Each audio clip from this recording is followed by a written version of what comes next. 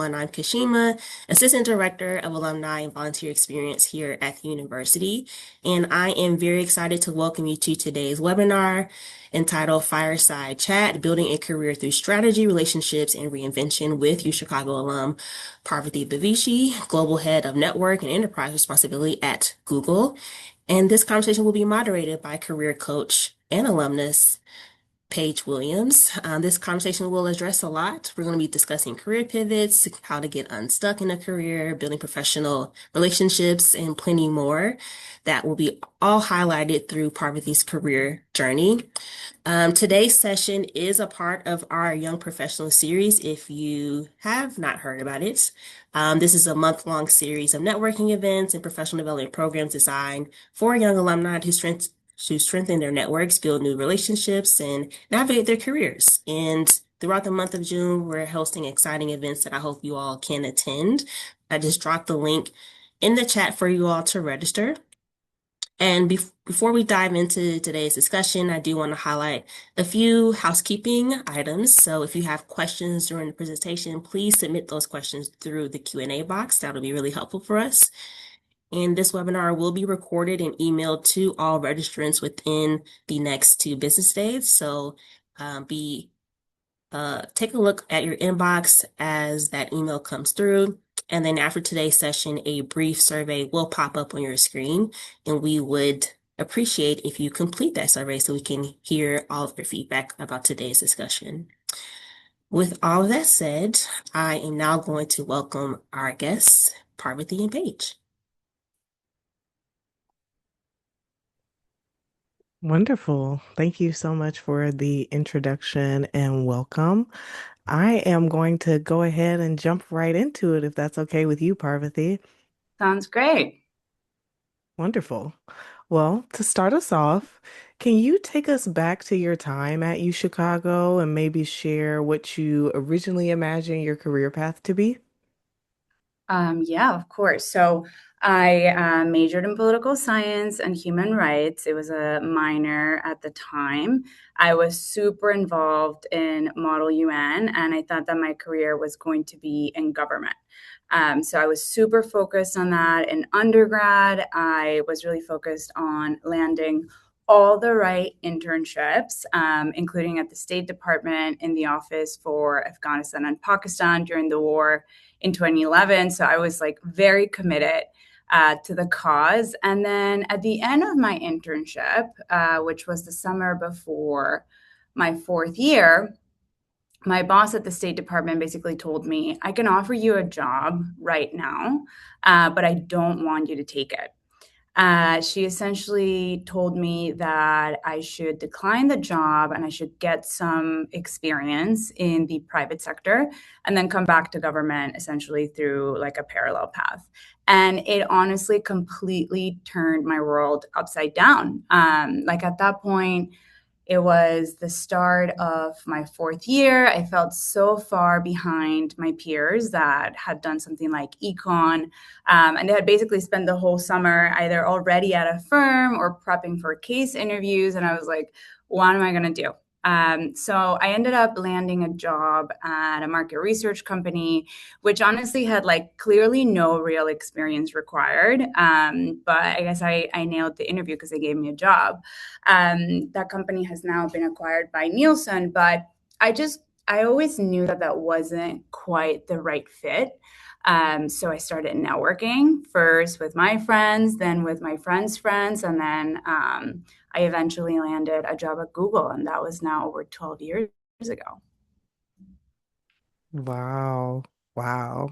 What a wonderful observation your mentor had to point you in that direction.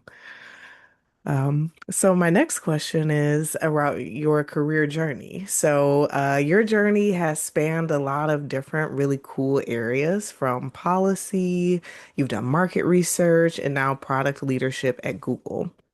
Looking back, were there any pivotal moments or decisions that significantly shaped your trajectory? Yes. So the first one was the one that I just mentioned. So right before I even graduated college. And the next pivotal moment was probably what defined the current phase of my career. So while I was at Google, I honestly just wanted to get my foot in the door, right? So the first job at Google that I took was a sales job, which if you know me, you know that is just not my jam. But I was in sales. I was committed to doing well, and at the time, I worked with one of the largest advertisers, Procter and Gamble, and back in 2017, they were advertising very heavily on YouTube as well as many other digital platforms. And then one day, we're sitting there and we see on the news that P&G was having ads in front of unsuitable content. And of course, as the account team that was servicing them, that was a huge escalation. And then, given the gravity of the situation, there were a ton of teams at Google, and then honestly in the industry, because this sort of started manifesting itself in other places, there were a lot of teams that just immediately wanted to jump in. And here I was, like a very junior salesperson, and I just raised my hand, and I said, I want to be involved. Like, I want to be a part of the team that not only helps figure out what happened, like what went wrong, but then also how do we fix it? And I think that that was probably the moment that I realized that I loved being a firefighter and a builder at the same time. So I loved, and I still kind of love, the rush of being in the front lines of a crisis, like the messiness of the problem solving, and figuring out how do we fix it, and then how do we future proof ourselves, like in any scenario. And then obviously, it sounds very glamorous now, but when I raised my hand at the time, I was doing all kinds of additional analysis that was outside of like what I was supposed to be doing on a day-to-day basis. But I started making connections with other teams at Google that I didn't even know existed. Like, honestly, at the time, I didn't know what a product manager did. Like, I knew that we had engineers at Google, but I didn't know what their day-to-day responsibilities were. And, in this moment of crisis where I raised my hand, I found myself sort of working alongside them.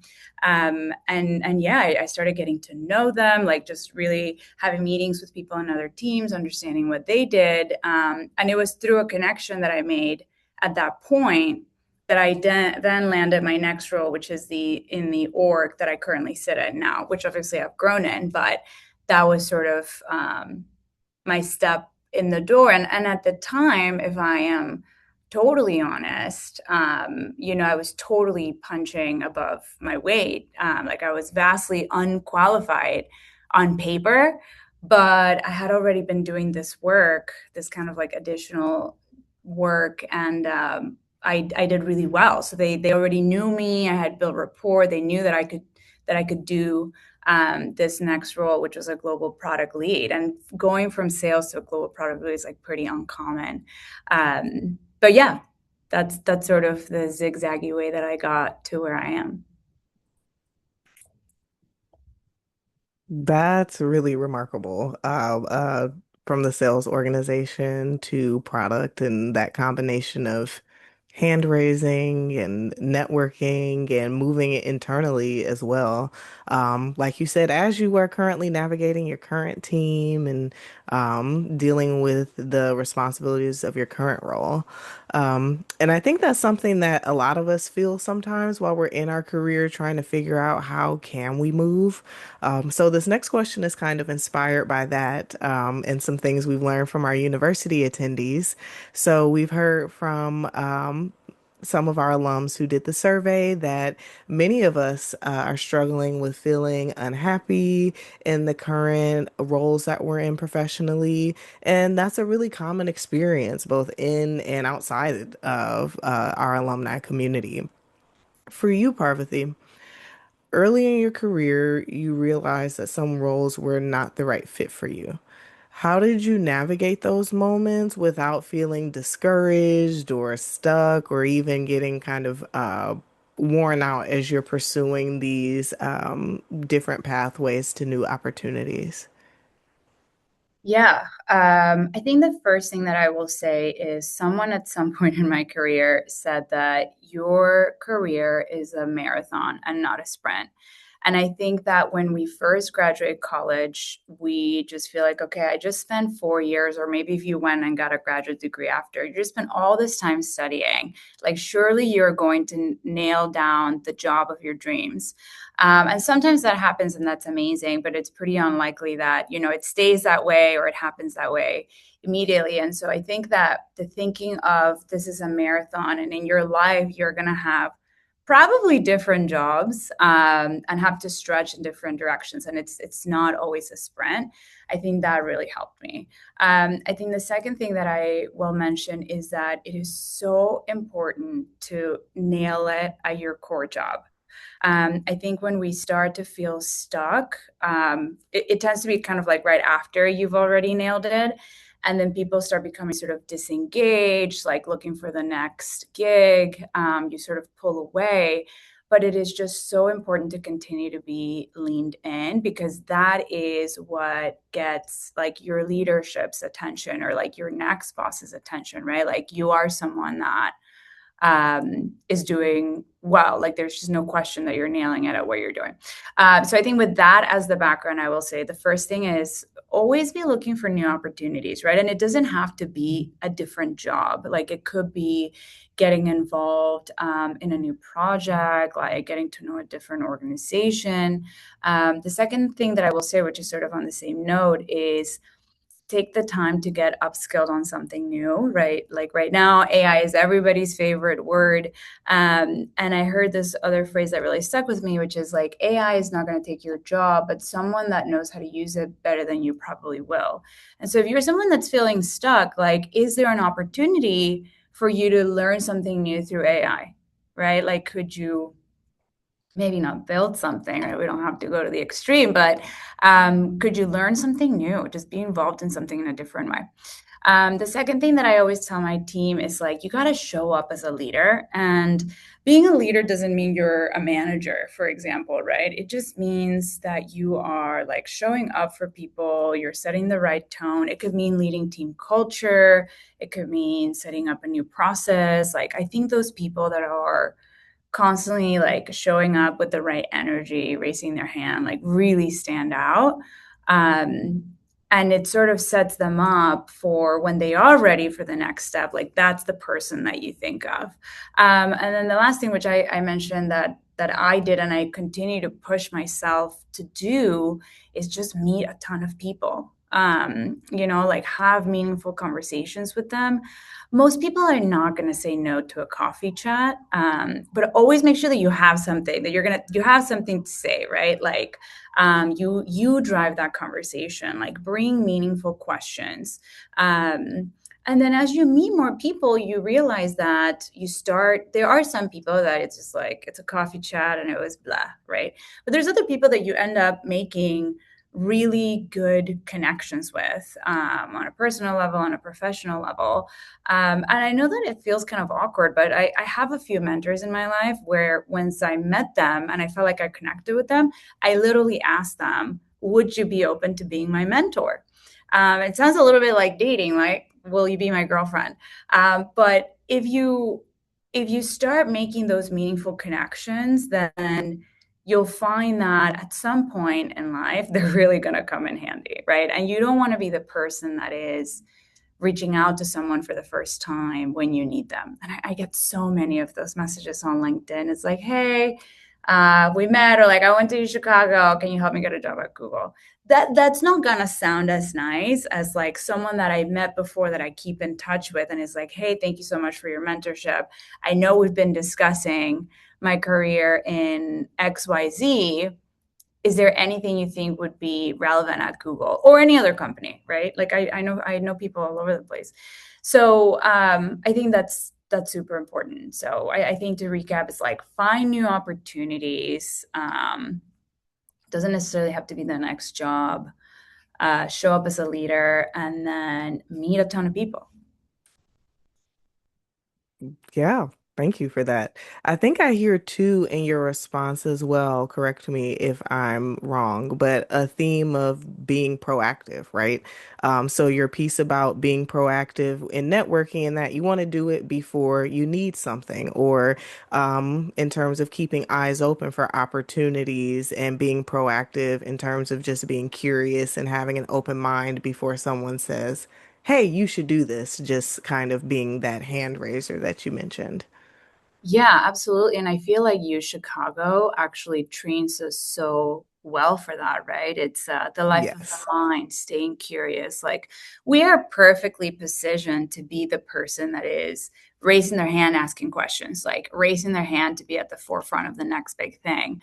I think everybody that is listening to this is really well positioned to drive that. Yes. Agreed. So another element that you've mentioned that has contributed to the development of your career journey is about having a passion for skills rather than having a passion for a specific industry.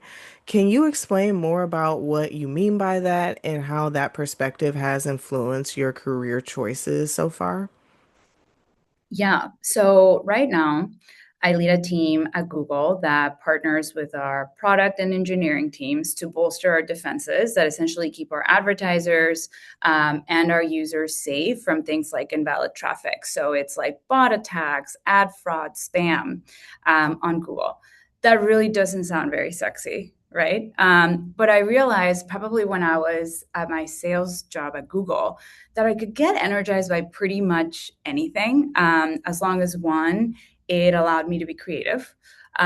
Two, it allowed me to solve really messy problems. And three, it got me closer to topics in the real world.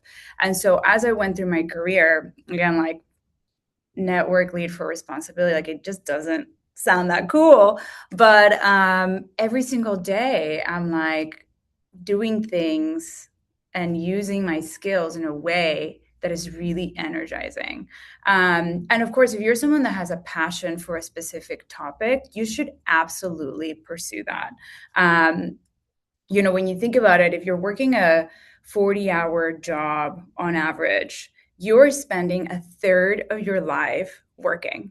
And so it might, your job might not be the thing that gets you out of bed, but it does have to give you some energy, right? So whether it is the topic that you're working on, maybe like the day to day is not that great, but you're very passionate about the cause, that's fine. For me, it's like the actual skills, like how I'm using my brain, how I'm showing up, like the fact that I am able to sit in a meeting and think through solutions that have no precedent before. That really energizes me. So, like, if it's about spam or if it's about tires, if I'm solving a new problem, like that really excites me.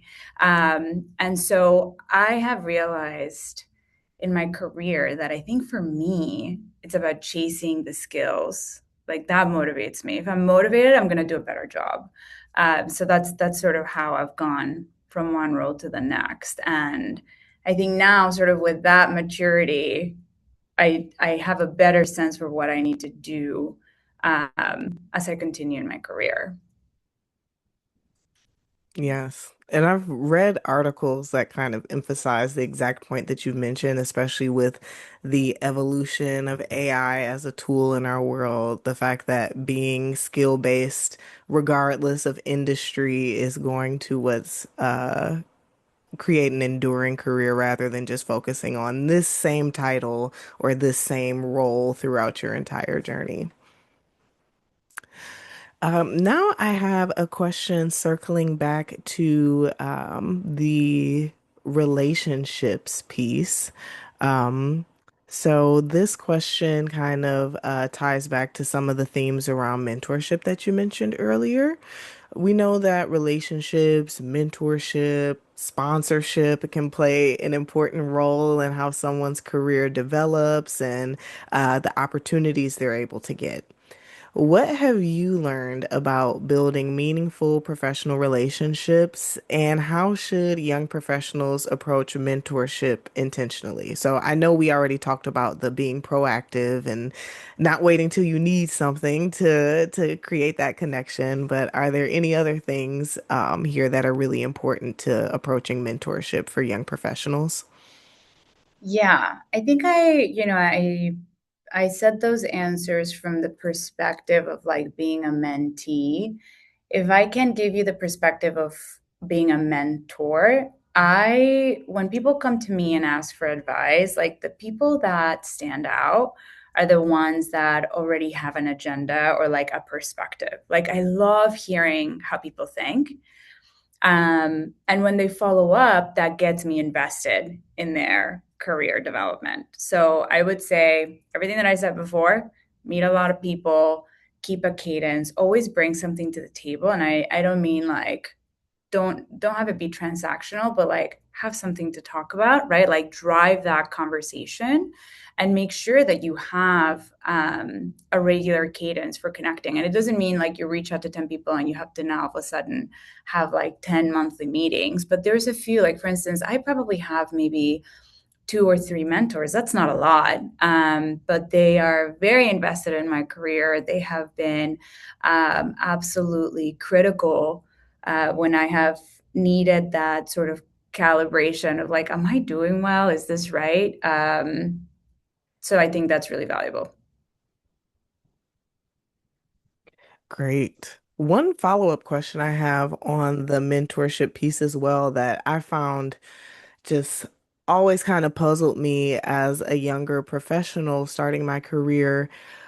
What do you think about seniority levels when you're trying to identify who might be a good mentor? Because sometimes you may identify a good mentor just because they know about a topic or they're in a role that you're interested in. And sometimes you're at an organization and maybe don't know who to start or how to identify who's someone who can train me at this level or mentor me at this level. So can you share a bit about how you've identified good prospective mentors when you didn't know folks as well in the organization?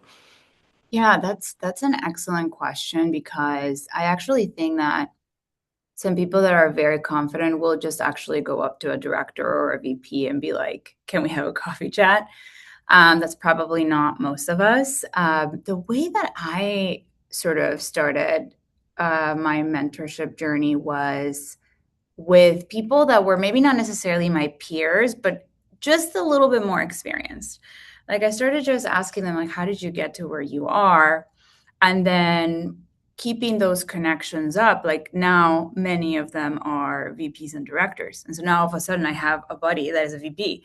But I mean, again, it doesn't always happen that way. I would not necessarily think about seniority levels or even titles. I would think of making connections with people that are doing things that are interesting to you. It could even be a peer, right? A lot of times it could be peers. It could be someone that is maybe your manager's level. But I would say the connection point is like what interests you about what they're doing. And hopefully it's not just their title, right? But if it's a project, or let's say you were in like a meeting or a forum with them, you can also say, I was really interested in what you said. Like, I love to discuss it a little bit further.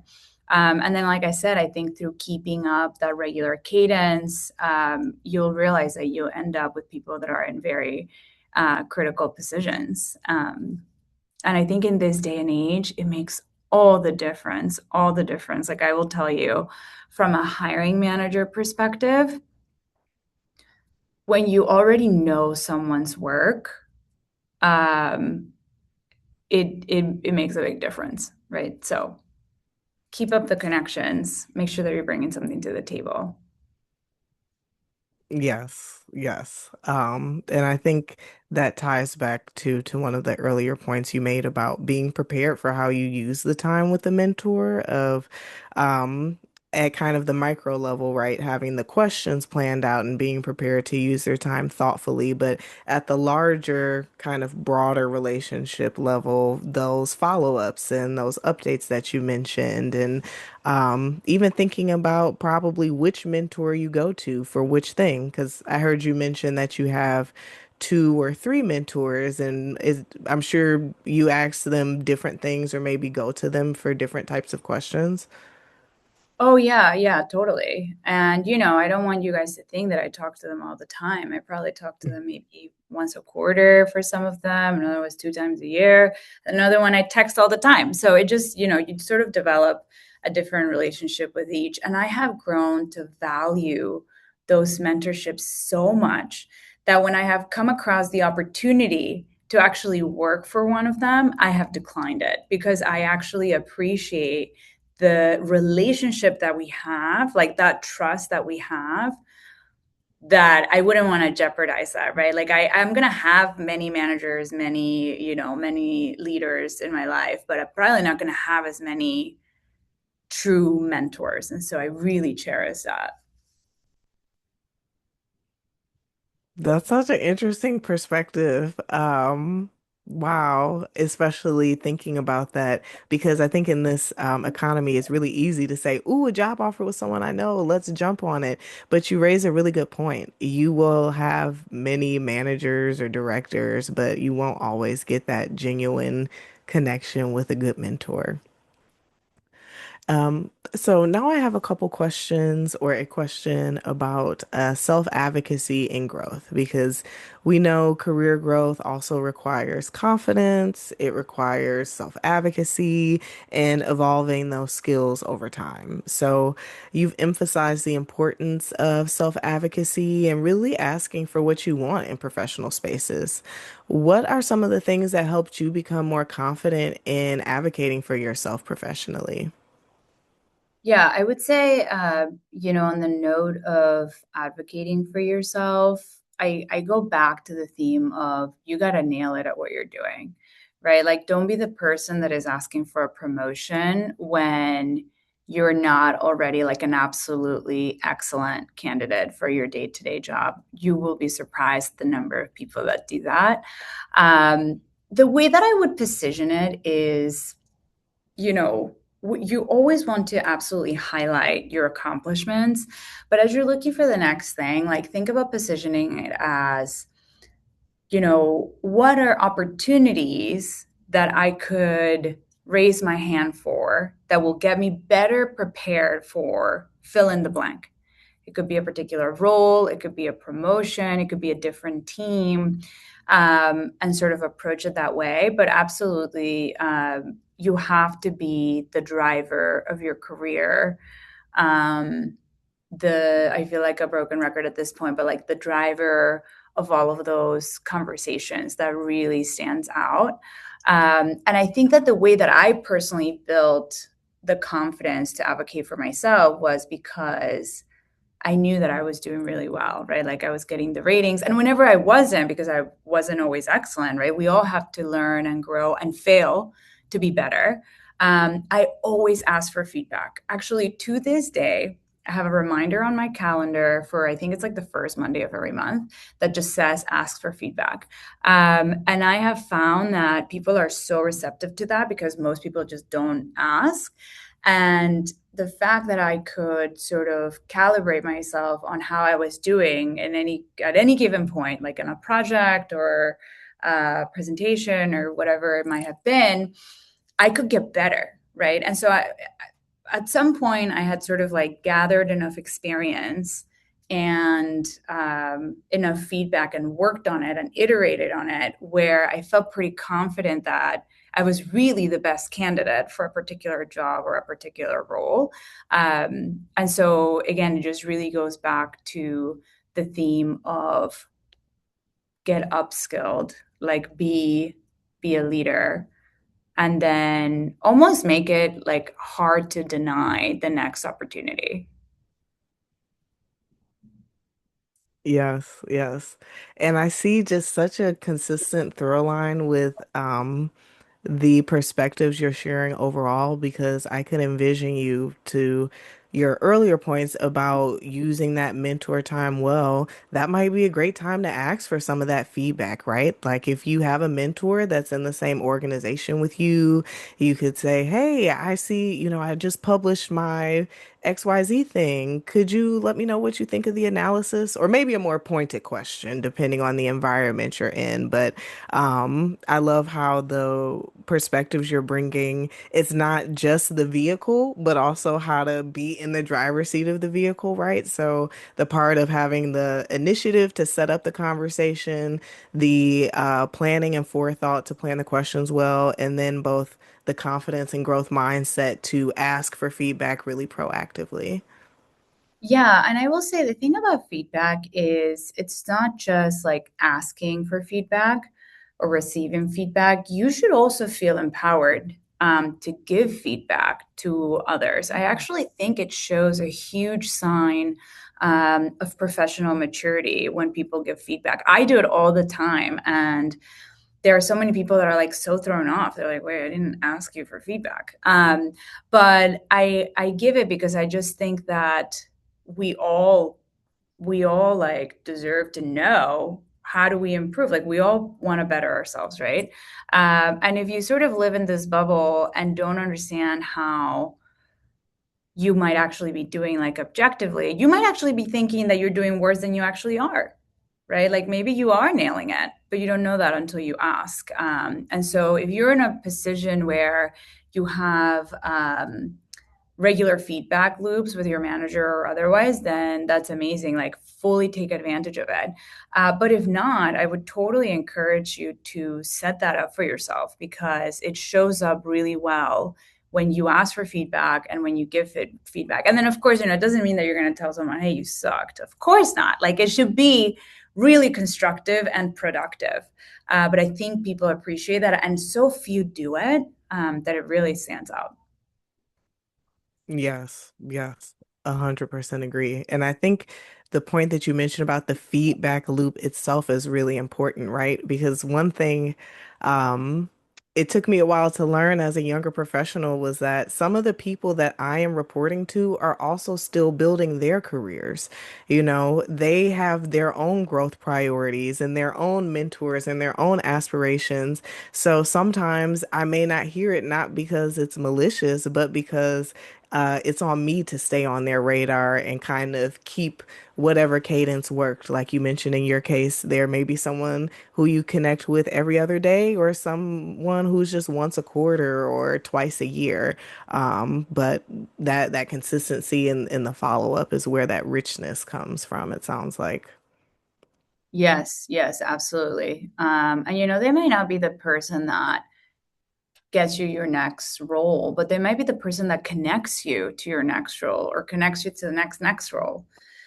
You just never know, and maybe through that mentorship, like you don't land the gig, but it gets your foot in the door. Maybe it gets your name in the interview list. Um, I think in this, like you mentioned earlier, like in this economy, probably the value of connections has just never been higher. Absolutely. Yeah. Even to that extent, I can say personally in my coaching practice at Your Career Mentor, I've had several clients who got the job before it was posted. We leaned on revisiting networking connections where maybe even in some cases they had volunteered, right? So it wasn't even my work professionally, but my work and we're mission aligned. And yeah, it's that kind of market now where some roles are spoken for by the time they're actually publicly posted. So could not agree more. Yes. Since we're recorded, I have to say I give everybody an equal chance. Oh. But but I will say, when as a hiring manager, like I love what you mentioned right now about how it doesn't have to be like professional experience. By the way, nothing that I've talked about today has to be in your job. Like it could be in your other personal relationships. But as a hiring manager, what I tend to do, and I think a lot of people do nowadays, is like you're hiring for skills because I can teach you everything you need to know about a particular topic. That's not hard. And I mean, now with AI, it's like really not hard, right? Like you could get up to speed on Yeah. anything very quickly. But I can't teach you to be a strategic thinker. Like I can't teach you to be proactive and want to nail it at something. Those are things that you have to do, that you have to prove. And when you've already done that, like you're already one step ahead. Yeah.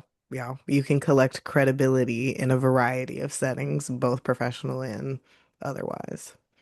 That's right. Um, Now, before we move on to the Q&A, I have a few reflection questions. As you reflect on your career, what's one career lesson that we haven't already talked about that you wish you had learned earlier? Yes. I think the one that I've come to learn, and I wish someone had told me before, is that work life balance is not linear, especially not anymore, right? Like everybody wants maybe a 9 to 5 job, but there are different times in your career where you will have to sprint, right? In this marathon that is our lives. And so it's really important that when you get the chance to disconnect, do it. And then with the full awareness that there might be times when you will have to go longer than 9 to 5, but it's for a specific end.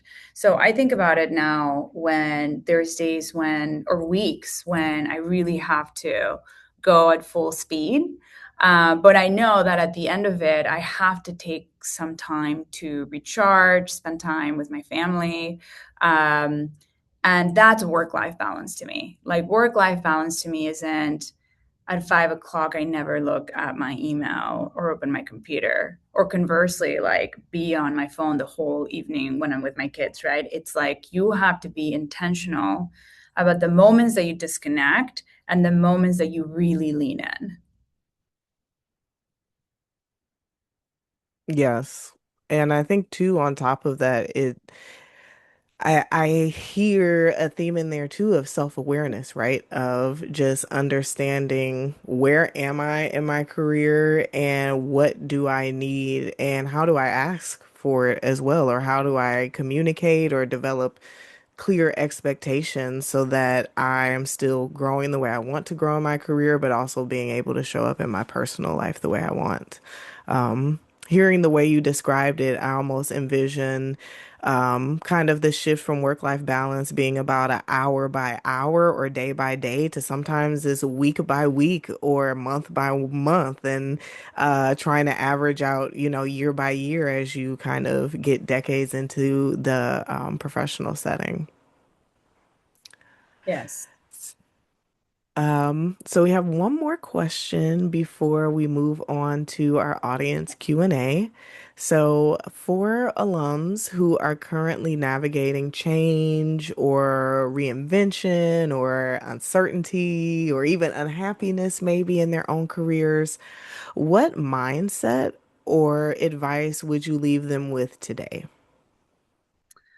I think the biggest piece of advice, or the main piece of advice that I would give, is that career planning is life planning, right? So it is, I think, very tempting to say, I'm just going to my next big role and I'm going to do whatever it takes to get to it and to keep it. But we've been talking earlier about what gives you energy. And the truth is, if you are, for example, only working and not spending other things that you really like to do, and not spending time in other things that you like to do, then you're going to be less energized and you're probably not going to do as well in your job. And so I think that as you plan for the next step, you have to look at the whole picture, right? Like, what is the career that you want to have? But zoom out and actually say, what's the life that you want to have, right? Like for me at this point, I love my job. Like I get excited to come into my office, but I also know that I need flexibility. I have 2 little kids. And so I want to make sure that I have that, right? Whereas truly, if I wanted to, I probably could try to go for like the next leadership role that's in line. But I know that at this point in my life, I'm not going to nail it in that because I'm going to be unhappy that I don't get enough time with my family, as an example. So I would say, as much as possible, don't lean into the temptation to just sprint towards the next gig. Think about what is the life, the holistic life that you want to have, and what is the gig that is going to get you to that. Yes, yes. As you said earlier, career planning is life planning and thinking about how that career piece fits into the full life you want to have. Great. Well, that wraps up all of the questions we had prepared. Now we are, oh, Kashima, are we ready to open for our audience Q&A? Yes, we do have a few questions that were submitted through the Q&A box. Just a reminder, if you do have questions, go ahead and submit them now through the Q&A box, and we will address them appropriately. So we have a question from someone that says, when I reached out to peers recently to ask about advice for entering a new field they are familiar in. They've shared that it's difficult to switch industries directly unless you pursue an MBA first. Otherwise, they mentioned going into a different role first, then building a rapport for a few years before trying to make a switch to my target role. How would you recommend from your own or other people's experiences on best navigating these sorts of situations? Yeah, I think it's probably true that for some industries you might need some prerequisites, but I think nowadays it's not. So I would maybe zoom out and go back to what we spoke about on skills, right? Like, could you think about what are the skills that you need for that role that you want, and what are the ways that you might get upskilled in that and get closer to it? The second thing that I might recommend is just meeting more people. I mean, as you mentioned, you have to build rapport. I mean, unfortunately, it's a part of it, right? Like either you have the skills or you have the opportunity to build the skills with people that might connect you to it. So I would try to identify at this point in your career, at this point in your life, which you might be able to do more seamlessly. Thank you, Parvati. I hope that was helpful. So we have another question that's asked, can you share more specific anecdotes or examples of giving feedback voluntarily? Sure. I think one of the things that I did recently is I was leading like a big leadership forum and I was working with a peer on it. And I just thought that there were some things that we discussed that we didn't quite nail the way that we said. And so the way that I offered feedback is I actually offered it for both of us. I said, hey, I thought the meeting went really well. This is what I thought we excelled at. For next time, should we consider doing X, Y, Z? So that was sort of a different way that I approached it, doing it sort of collectively. And then the second way that I could recommend is offering some feedback on yourself as well. So saying, hey, I thought that I maybe could have done this better. Would you consider XYZ for the next time? But there's a lot. There's actually a really good, and Kashmir, I know you told me to send you the things that I referenced, and I will. But there's a really good article, I believe, in the Harvard Business Review about giving and receiving feedback, and it actually says that when you are asked for feedback, I believe you tend to sort of sugarcoat it, and it actually tends to not be as helpful. So as you all are giving feedback, I would challenge you to be sort of tactful in your approach, but not necessarily sugarcoat the actual takeaway, right? Because at the end of the day, you're doing it to be helpful to them, to be helpful to you. And so we want to make sure that the language that you're using actually reflects that. I'll Mhm. send it in the follow up. Thank you. I know a lot of people tend to use the sandwich method with sharing feedback. I don't know Yes, how yes, you feel that's what about it's that. called. Yeah. It's not effective, is what I read. Oh, okay. So don't use the sandwich method. I would think Um, again, I think it's kind of like think to yourself, would that help me? Right? Would that actually be productive to me? And then yeah. consider a reframe. Paige, I don't know if you had any advice that you would like to, share as well for that question. Yes, I wanted to add on to Parvathy's point about the example you used. I love that not just because you made it a group thing, but also because you made it future oriented, which I found to be very helpful because I think the thing that always feels bad about feedback is that you want to improve, but you don't want the person to feel like you're critiquing them as an individual. So I think focusing the conversation on, I really want to come back even stronger next project, or I really want to even push it a little bit more. And so I'm just excited I normally frame it with excitement. I'm excited to go even further with the project next time.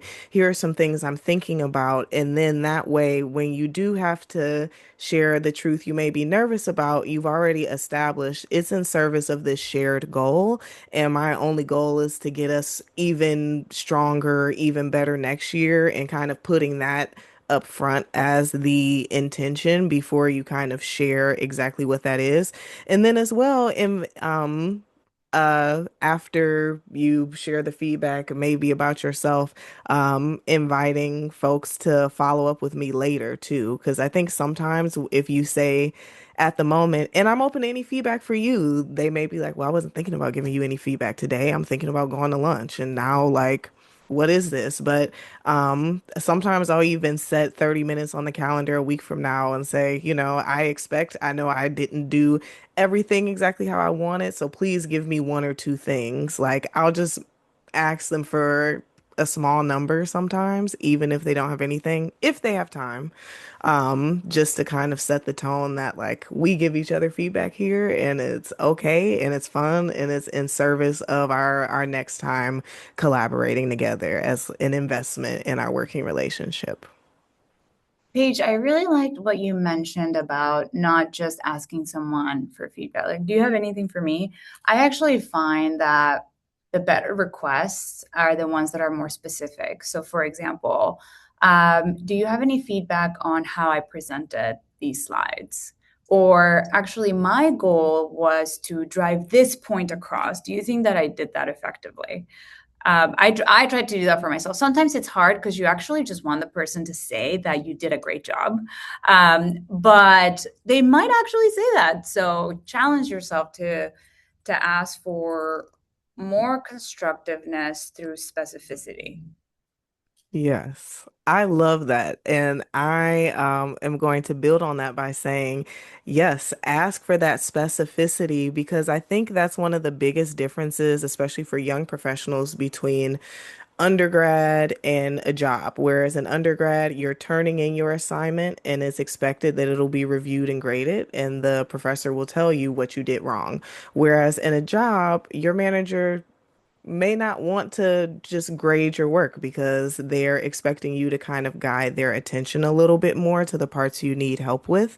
And if you're not sure about what to direct attention to, pick something that's in your performance review. If you know you're going to get evaluated on your verbal communication, ask for feedback on your verbal communication. And then you'll either get tips to improve or you'll collect receipts of already doing it well, and you can bring those to your performance review. So that's just building on what you mentioned as well about how do you even pick what do I ask about feedback wise if you're not sure. Pick something on your performance review. That's really great advice, Paige. Parvati, you mentioned earlier about skill building, so we do have a question that came in about that. If so this person asks, how do you skill build or learn on your way to a transition? What do we mean by on the way to a transition? Like skill build for a transition? Yes. I think the way that I would recommend approaching it is identify what the actual skills are that you want to build. And I would probably encourage you to narrow it down to one max. So again, you can do like your absolute best job at it. I would first urge you to think about AI. How do you upskill through AI? Depending on your industry, it might be really important. For mine, it obviously is. I think for most, it is. And if not, then could you go the more traditional route and do a course at a university, for example, or a program through another third party? I think there's probably a variety of ways, but I think sometimes we become so biased thinking about upskilling through like another degree or something like that, and it really doesn't have to be that. Like I, for example, find myself in a role where a lot of my current leadership actually did get MBAs, and so I have for the last 10 years debated, do I need an MBA? Do I go out just so that it gives me the license to raise my hand for a higher leadership position in the future? But what I realized is that I'm not changing industries, and I can get all of those skills in the industry that I'm in. And so instead, what I have done is try to find almost lateral moves in some cases and lateral opportunities that again help me nail the skills that I need. So I'll give you an example to help it bring it into context. But like for me, it's like change management and building strong, resilient teams. I don't need to get an MBA to figure out how to do that. And so for you, I would really encourage you to first like identify what is the actual skill that you're solving for. What is a way that you can maybe do it through AI, or like could you go through another course or another third party that is not necessarily another degree? Yes. And I will add to that one as well, circling back to the volunteer point I made. It can be helpful depending on your industry. Like I mentioned, I had one particular client. She didn't have the opportunity to develop the skill for pay, but she wanted to transition into a particular industry. So she started by volunteering with a group in that industry and eventually was able to take a leadership role on a volunteer project that she put on her resume and then was able to show I have built this skill and have practiced it and have done it in a team environment. So that could also be an option depending on what the skill you're looking for is. Hmm. Yeah, volunteering is really, really important. We did have someone raise their hand. If you are able to submit your question through the Q&A box, I think that'll be really helpful to see if you wanted to pose a question to us. If anyone else has a question, definitely feel free to submit that through the chat. I think we have time to take one more question from the audience.